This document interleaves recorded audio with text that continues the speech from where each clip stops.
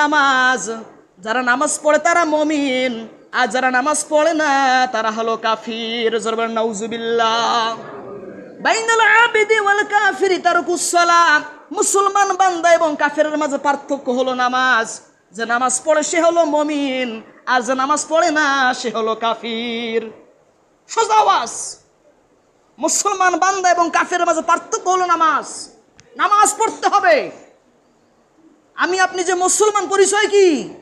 নামাজ। নামাজ থাকা লাগবে মুসলমান। আমার বাপ মুসলমান, আমার দাদা মুসলমান, তার দাদা মুসলমান, সেই সূত্রে আমিও মুসলমান। এটা কি হবে? সুতরাং মুসলমান দাবি করতে হলে নামাজ পড়তে হবে।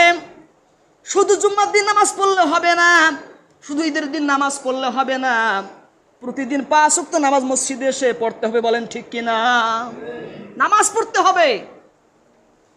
বিশাল মসজিদ পড়ে থাকে, অথচ মুসল্লি হয় 1 কাতার 1.5 কাতার, মিনিমাম 4টা 5টা নামাজি নিয়ে ইমাম সাহেব নামাজ পড়ে।